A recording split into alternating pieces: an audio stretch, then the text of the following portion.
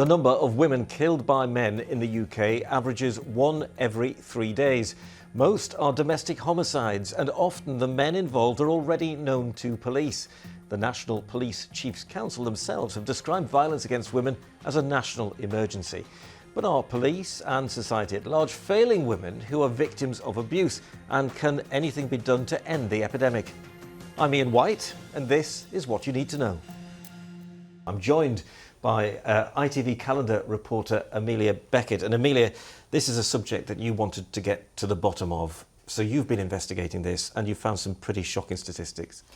Yeah, that's right. I mean, I think getting to the bottom of it is such a big task. No one can possibly do that. But what I wanted to do was really find out how many of these murders and killings were committed by men who were known to the police and known to authorities, because I found myself covering cases where women had been killed and it would come out in court that the man was on bail at the time, and that was quite shocking to me and something I felt deserved further investigation. So I started by submitting freedom of information requests to the police forces in my region, so I cover Yorkshire and Lincolnshire for ITV Calendar, and submitted those requests to ask how many murders in the last 5 years were committed by men on bail.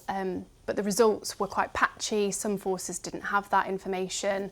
So at that point, I reached out to a charity called the Femicide Project. So they have logged every death of a woman in the UK since 2009 and hold quite comprehensive information.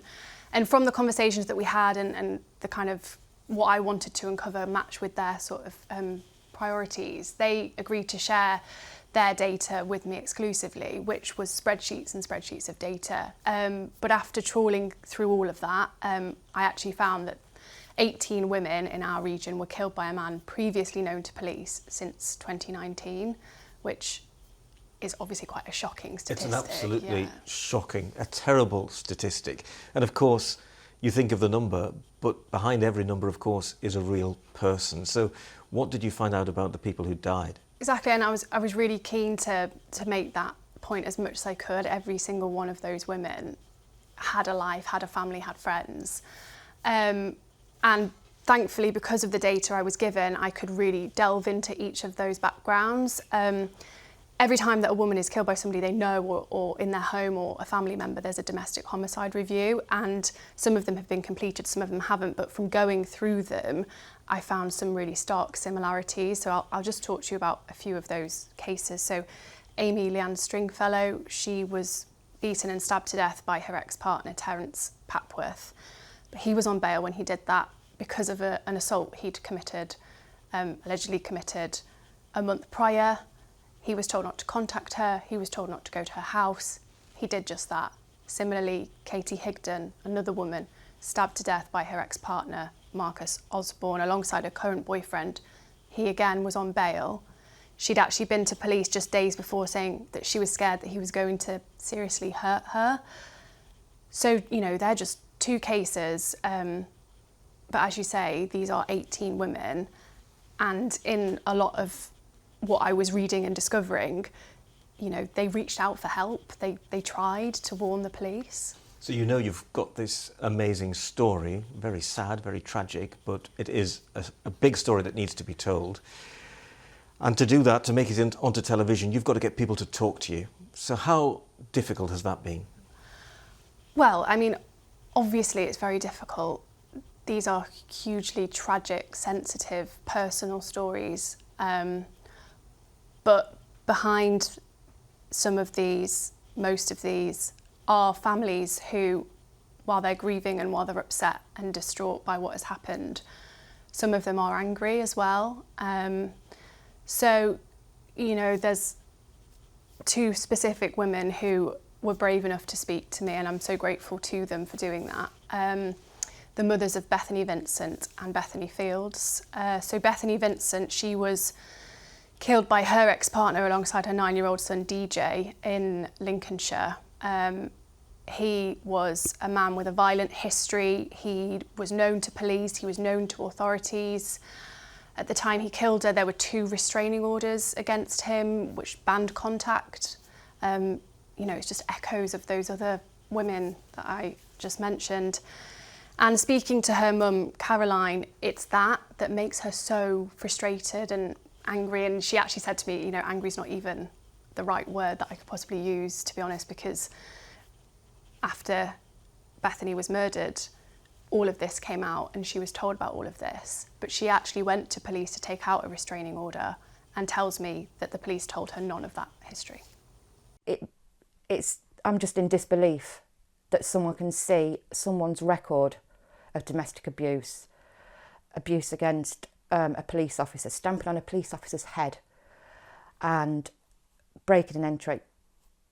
It's the second restraining order for domestic abuse against a partner and a partner's mother. And we didn't know any of this. We didn't know any of it until after the event. So, of course, Caroline speaking to me there, but Bethany Fields' mum, Pauline, also took that step, spoke to me about her daughter. She was a student, 21 years old, stabbed to death in the street by her ex-partner, Paul Crowther. But again, she went to police 3 times before that happened. In fact, we now know that there were other reports made to the police in the 3 weeks before she was killed. Crowther himself had been arrested 9 times under the Mental Health Act, but he'd never been sectioned. Bethany herself actually went to police and said she thought he should be sectioned, but he wasn't. And Pauline she's so angry, and she genuinely believes that the police have totally failed her daughter in this case. How can any mother comprehend and ever get over that? To lose your daughter, but then to know it was so preventable.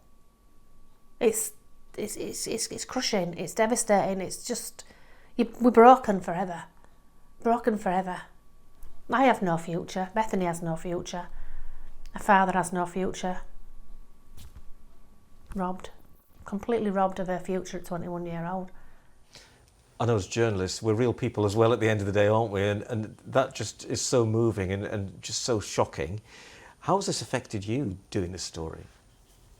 I mean, obviously it's very upsetting, but my kind of upset and hurt from all of this is nothing compared to those families. And, you know, we do this because we care and we hope somewhere it will make a difference. And as I said before, we can't do that without these families speaking to us. So as upsetting as it is to hear their stories, you know, my heart goes out to them completely and utterly, to be honest. Yes, and this was a story that you were, of course, determined to tell. Now, the police, you've been obviously in touch with them to try and get a response. Mm-hmm. How's that gone? It's not been easy, has it?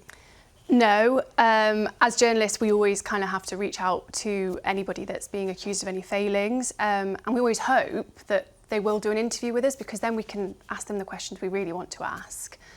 And you know, I made clear how much work and time and effort had gone into this and what we had discovered. And sadly, none of the police forces in our region would do that on-camera interview, which was not only disappointing for me, but the families. You know, they had so many questions, so many, you know, concerns as to what had happened to their loved ones, which they couldn't then put to them through me. Instead, we did get statements, as I say, from West Yorkshire Police, who was in charge of the Bethany Fields case. They told us that because of the domestic homicide reviews and the police watchdog investigations which happened after her death, that they have implemented all those recommendations, they have made improvements, they have reviewed how they deal with domestic abuse cases. And the same for Lincolnshire Police, who dealt with Bethany Vincent's case. You know, they too had to respond to a domestic homicide review. They too have made clear changes and improvements, particularly with how they handle risk assessments. That's quite a key part of domestic abuse cases. But as I say, really disappointing to not be able to have that conversation with them in person. Now, I know as part of your investigation, you also came across something a bit more positive for people who are living with an abusive partner. There are actually organisations out there that can help and can actually get some of the abusers to change their ways. Yeah, that's right. I mean, you know, domestic abuse relies heavily on support from charities, and local authorities actually commission charities to implement that support and help victims and survivors, and a large majority of that support goes to them, and rightly so. But there is also support for perpetrators, so largely men who are either sent to these schemes or they self-refer, and I was given access to one. Cranston run it, and it's across South Yorkshire. They run it. It's called the Inspire to Change programme.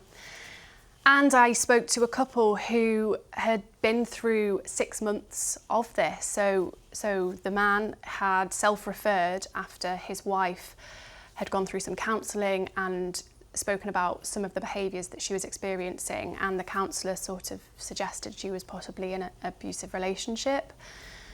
And, you know, he found this scheme, he attended 6 months of sessions and spoke to me very candidly about his behaviour before and his behaviour after, and she also spoke to me about it. And very brave of them to do that, I think.